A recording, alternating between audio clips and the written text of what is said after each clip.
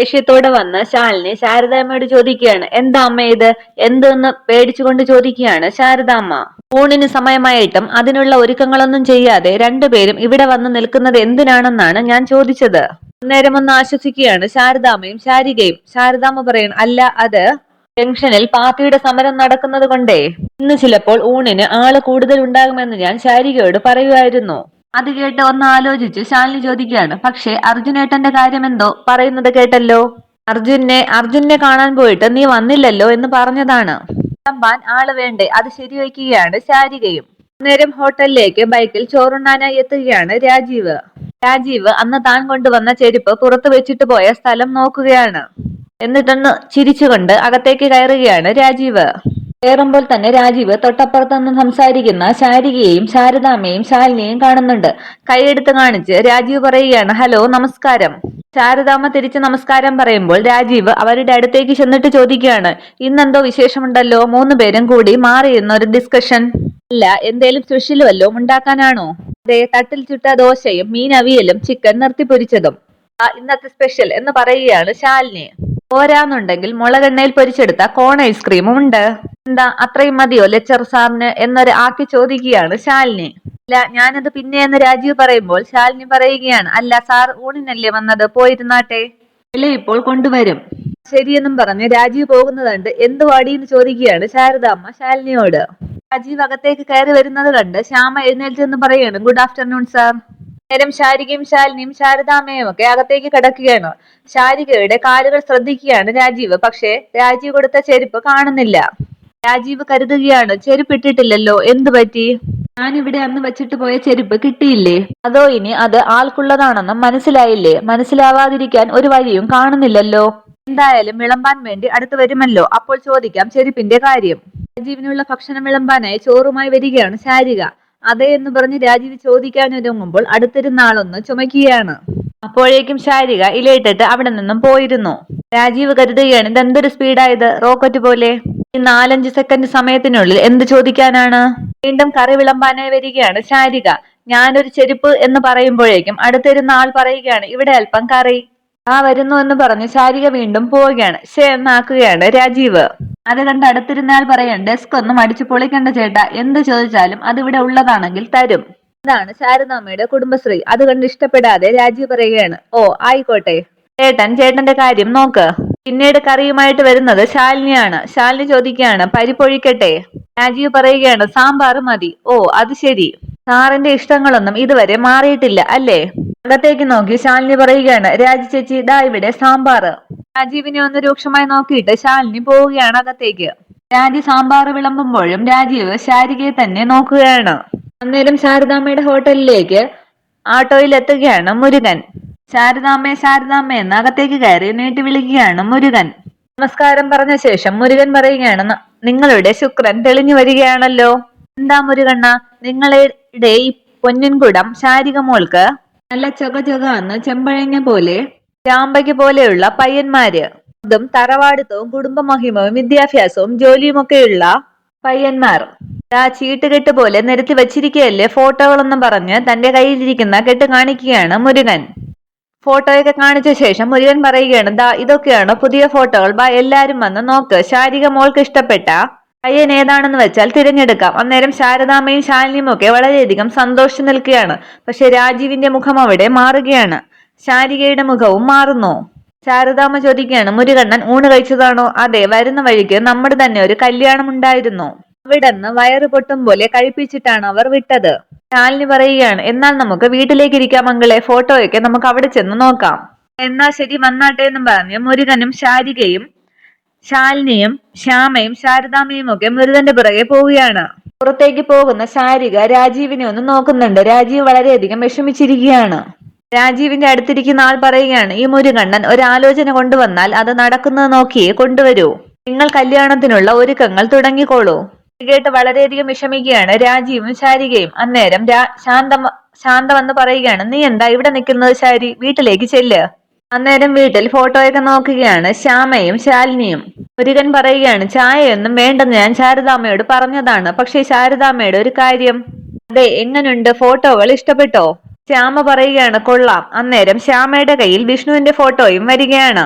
വിഷ്ണുവിന്റെ ഫോട്ടോ കാണിച്ചിട്ട് ശാലിനിയോട് ശ്യാമ പറയുകയാണ്, അല്ലേ ചേച്ചി ഈ പയ്യൻ നന്നായിട്ടുണ്ടല്ലേ, എവിടെയോ കണ്ട പോലെ, നമ്മുടെ കടയിലോ മറ്റോ ആണെന്ന് തോന്നുന്നു, നോക്കട്ടെ എന്ന് പറഞ്ഞ് ശാലിനി വിഷ്ണുവിന്റെ ഫോട്ടോ വാങ്ങുകയാണ്. ഫോട്ടോ വാങ്ങി നോക്കുന്ന ശാലിനി അന്ന് സ്കൂട്ടറിൽ ഷാൾ ചുറ്റിയപ്പോൾ വീഴാൻ പോയി തന്നെ വിഷ്ണു പിടിക്കുന്നതൊക്കെ ആലോചിക്കുകയാണ്. ഇയാളോ എന്ന് ശാലിനി ചോദിക്കുമ്പോൾ മുരുകൻ ചോദിക്കുകയാണ്, എന്താ മോളെ, ആ പയ്യനെ ബോധിച്ചോ?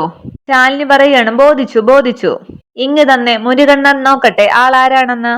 പക്ഷെ ഫോട്ടോ കൊടുക്കാതെ ശാലിനി പറയുകയാണ്, തൽക്കാലം ഇത് എന്റെ കയ്യിൽ ഇരിക്കട്ടെ, ഇത് വേറൊരാൾക്ക് നല്ല മാച്ച് ആയിരിക്കും, ഞാനൊന്ന് കാണിച്ചിട്ട് തിരിച്ചു തന്നേക്കാം. മുരുകൻ പറയുകയാണ്, അല്ല മനസ്സിലായില്ല മോളെ, ആരെ കാണിക്കാനാണ്? ശാലിനി പറയുകയാണ്, അതൊക്കെ ഉണ്ട്, പുള്ളിക്കാരന്റെ കല്യാണം മാത്രമല്ല സ്ഥിരമായിട്ടൊരു വീടും ടേസ്റ്റി ഫുഡും ഒക്കെ ഏർപ്പാടാക്കി കൊടുക്കാനുള്ള ഒരു വകുപ്പ് എന്റെ കയ്യിൽ ഉണ്ടിപ്പോൾ. മുരുകൻ പറയുകയാണ്, എനിക്കൊന്നും മനസ്സിലായില്ല. എന്തായാലും പറയുന്നത് ശാലിനി മോളായതുകൊണ്ട് എന്തെങ്കിലും ഒരു കാര്യമില്ലാതിരിക്കില്ല, അത് മോള് തന്നെ അങ്ങ് വച്ചോ. വീണ്ടും ഫോട്ടോ നോക്കി അന്ന് സുസ്മിത പറഞ്ഞ കാര്യങ്ങൾ ആലോചിക്കുകയാണ് ശാലിനി. ഫോട്ടോ നോക്കി ശാലിനി പറയുകയാണ്, പെൺകുട്ടികളുടെ ജീവിതം പന്താടുന്നത് ഒരു പ്രൊഫഷനാക്കി വച്ചിരിക്കുകയാണ് അല്ലേ, നല്ല സമയമാണ് മോനെ, പെട്ടത് ശാലിനിയുടെ കയ്യിൽ തന്നെ, ശരിയാക്കി തരാം ഞാൻ. അന്നേരം ചായയുമായി വരികയാണ് ശാരദാമ്മ. വീണ്ടും ഒരു ഫോട്ടോ കാണിച്ചിട്ട് ശ്യാമ പറയുകയാണ്, അതെ ചേച്ചി ഈ പയ്യൻ നന്നായിട്ടുണ്ടോ എന്ന് നോക്കിക്കേ. അതെ, എനിക്കും നിനക്കുമല്ല ഇഷ്ടപ്പെടേണ്ടത്, ആ നിൽക്കുന്ന ശാരി ചേച്ചിക്കാണ്. ചേച്ചിയുടെ ഇഷ്ടം എന്താണെന്ന് ആർക്കറിയാം. അന്നേരം മുഖം കുനിച്ചു നിൽക്കുകയാണ് ശാലിനിയല്ല ശാരിക. പക്ഷെ അത് ശാരദാമ്മ ശ്രദ്ധിക്കുകയാണ്. നീ ആ ഫോട്ടോ അങ്ങോട്ട് കൊടുത്തേ എന്നും പറഞ്ഞ് ശാലിനി ഫോട്ടോ വാങ്ങി ശാരികയ്ക്ക് നൽകുകയാണ്. ഓരോന്നോരോന്നായി നോക്കുകയാണ് ശാരിക. നേരം ശാരിക ആലോചിക്കുന്നത് രാജീവിന്റെ മുഖമാണ്. ഒരു ഫോട്ടോ നോക്കിയ ശേഷം ശാലിനി പറയുകയാണ്, ദേ ഇത് കൊള്ളാമെന്ന് തോന്നുന്നു, ദേ അമ്മയൊന്ന് നോക്കിയെന്നും പറഞ്ഞ് ശാരദ അമ്മയ്ക്ക് കൊടുക്കുമ്പോൾ മുരുകൻ പറയുകയാണ്, ഇങ്ങ് തന്നെ ഞാൻ നോക്കട്ടെ, ഇത് നല്ല ഫസ്റ്റ് ക്ലാസ് പയ്യനാണ്, നല്ല തറവാടിയാണ്, ആവശ്യത്തിന് വീടും സ്വത്തും ബാധ്യതകളൊന്നും ഇല്ല, കൂടാതെ സ്വന്തമായി കുറച്ച് സ്ഥലം വാങ്ങി ഒരു വീടും വച്ചു, കല്യാണം കഴിഞ്ഞ് പാലും കാച്ചി കയറി താമസിക്കാൻ വേണ്ടി ഇരിക്കുകയാണ്, മോസ്റ്റ് എലിജിബിൾ ബാച്ചിലർ എന്നേ ഞാൻ പറയൂ. അത് കേട്ട് ശ്യാമ ചോദിക്കുകയാണ്, ആഹാ മുരുകനങ്കിളിന് ഇപ്പോൾ ഇംഗ്ലീഷ് ഒക്കെ അറിയാമോ? ആ, തൊഴിലിന് വേണ്ടി ഇംഗ്ലീഷ് ഥോടാ ജീവിച്ചു പോണ്ടേ മോളെ. അത് കേട്ട് ശ്യാമയും ശാലിനിയും ഒക്കെ ചിരിക്കുമ്പോൾ ശാലിനിയുടെ മുഖം വാടി തന്നെ ഇരിക്കുകയാണ്. അന്നേരം അവിടെ ഹോട്ടലിൽ ഭക്ഷണം കഴിക്കാതെ തന്നെ ഇരിക്കുകയാണ് രാജീവ്. ക്യാഷ് കൗണ്ടറിൽ പൈസ കൊടുത്ത ഒരാൾ ശാന്തയോട് ചോദിക്കുകയാണ്, ശാരിയ കൊച്ചിന്റെ കല്യാണമൊക്കെ ആയോ ശാന്തെ? ആലോചനകളൊക്കെ വരുന്നതേ അല്ലേ ഉള്ളൂ. ശാന്ത പറയുകയാണ്, നേരത്തെ തന്നെ കല്യാണമൊക്കെ കഴിച്ചു വിടണമെന്നുണ്ടായിരുന്നു ശാരദാമ്മയ്ക്ക്, അതിന്റെ കൂടെയുള്ള കുട്ടികളുടെയൊക്കെ കല്യാണമൊക്കെ കഴിഞ്ഞു, പക്ഷേ ഇവിടത്തെ ചുറ്റുപാടുകളൊന്നും ഒത്തുവന്നില്ല. പിന്നെ അച്ഛൻ ചോദിച്ചാൽ പറയണം, ഓ അതങ്ങനെ ഒരു തലതിരിവ്. രാജിയും പറയുകയാണ്, ജീവിക്കാനുള്ള തന്ത്രപ്പാടിൽ ശാരദാമ്മയ്ക്ക് അതിനെ മാത്രം പഠിപ്പിക്കാനൊന്നും പറ്റിയില്ല, എന്നാലും പഠിക്കാൻ അത്ര മോശമൊന്നുമല്ലായിരുന്നു കേട്ടോ, പഠിക്കണ്ടെന്നൊന്നും ശാരദാമ്മ പറഞ്ഞിട്ടുമില്ല. ഇതൊക്കെ കേട്ട് ശ്രദ്ധിച്ച് വിഷമിച്ചിരിക്കുകയാണ് രാജീവ്. രണ്ട് മുറുക്കി എടുത്താണെങ്കിലും ശാരദാമ്മ അവളെ പഠിപ്പിച്ചേനെ. പക്ഷേ അമ്മയുടെ കഷ്ടപ്പാട് കണ്ട് ഒരു ദിവസം ശാരിക തന്നെ പറഞ്ഞു, എനിക്കിനി അധികം പഠിക്കണ്ടെന്ന്. ശാന്ത പറയുകയാണ്, ചെറുപ്പകാലത്തിലെ അവൾ വഴിയൊഴിഞ്ഞു കൊടുത്തതാണ് ബാക്കി കൊച്ചുങ്ങൾക്ക്, അതുകൊണ്ടാണ് ശാലിനിക്കും ശ്യാമയ്ക്കും ഒക്കെ ഇത്രയും പഠിക്കാനായത്. അതിന്റെ ആ നല്ല മനസ്സ് മുഖശ്രീയും കൊണ്ടാണെങ്കിൽ എന്നേ ഒരു നല്ല ബന്ധം അതിന് കിട്ടേണ്ടതാണ്. ഇടത്തെ അടുക്കളയിൽ പുകയും കരിയും പിടിച്ചു കിടക്കേണ്ട ആളെ അല്ല. തനിത്തങ്കമാണ് ശാരിക. തനിത്തങ്കം എന്ന് പറയുമ്പോൾ അതൊക്കെ ശ്രദ്ധിച്ച് വളരെ വിഷമത്തോടു കൂടിയിരിക്കുകയാണ് രാജീവ്. നോക്കിക്കോ നിങ്ങൾ, ഇപ്പൊ വന്നതിലും നല്ല ഒരു ആലോചന നടക്കും.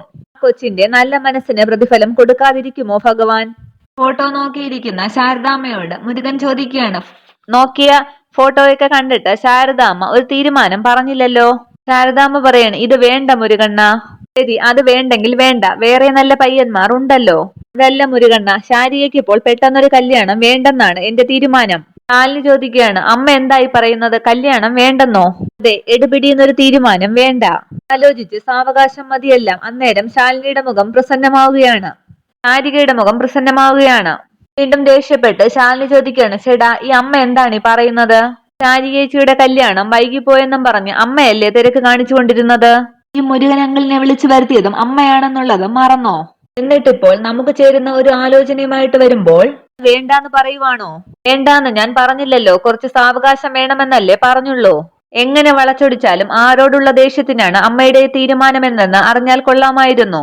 ഇപ്പോൾ ഇങ്ങനെ പെട്ടെന്ന് വാക്കുമാറ്റാനുള്ള കാരണം എന്താണെന്നാണ് ഞാൻ ചോദിക്കുന്നത്. ശാരിക പറയുകയാണ്, അമ്മയല്ല കാരണക്കാരി, ഞാനാണ് പറഞ്ഞത്. എനിക്കുടനെ ഒരു കല്യാണം വേണ്ടാന്ന്. ശാലിനി പറയുകയാണ്, ആര് പറഞ്ഞാലും ശരി ഇപ്പോഴത്തെ ഈ തീരുമാനത്തിന് പിന്നിലുള്ള മലക്കം മറിച്ചിൽ എന്താണെന്ന് എനിക്കറിഞ്ഞേ പറ്റൂ.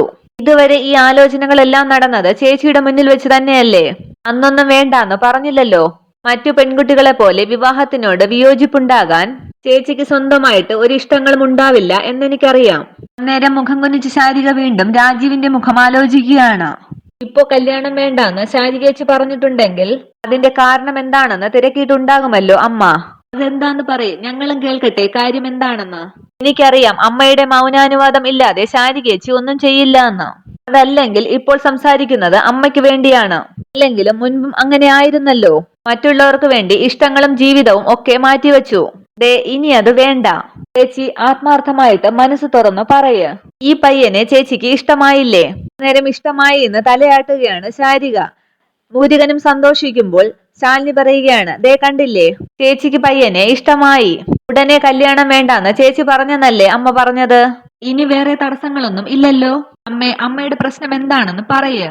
പണത്തിന്റെ കാര്യം ഓർത്താണോ? ഒന്നും മിണ്ടാനാകാതെ ഇരിക്കുന്ന ശാരദാമ്മ ഗോപാലകൃഷ്ണൻ പണം ഏൽപ്പിച്ചതും അത് കള്ളം തട്ടിപ്പറിച്ചു കൊണ്ടുപോയതുമൊക്കെ ആലോചിക്കുകയാണ്. വീണ്ടും ശാലിനി ചോദിക്കുകയാണ്, അതോ ഇനി മുൻ ഭർത്താവ് വന്ന് എന്തെങ്കിലും കുഴപ്പമുണ്ടാക്കുമെന്ന് കരുതിയാണോ? അമ്മ അതൊന്നും ആലോചിച്ച് വിഷമിക്കേണ്ട. അമ്മ മുന്നിൽ നിന്ന് വന്ന് നിന്നാൽ മാത്രം മതി. ബാക്കിയൊക്കെ അതിന്റെ വഴിയെ അങ്ങ് നടന്നോളും. മുരുകനും ശരിവെക്കുകയാണ്, അതെ അതെ, ഇങ്ങനെയൊക്കെ തന്നെയാണ് എല്ലാ കല്യാണങ്ങളും നടക്കുന്നത്.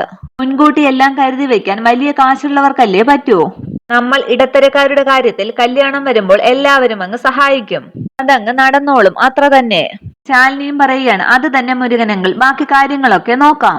ഈ ചെറുക്കന്റെ വീട്ടുകാരോട് എത്രയും പെട്ടെന്ന് ഇവിടെ വന്ന് ശാരികേച്ചിയെ കാണാൻ പറയണം. ശാരദാമ്മയുടെ കയ്യിൽ നിന്നും ഫോട്ടോ വാങ്ങിയ ശേഷം മുരുകൻ പറയുകയാണ്, ഈ പയ്യന്റെ വീട്ടുകാരാണെങ്കിൽ നാളെ തന്നെ വരാൻ റെഡിയാണ്.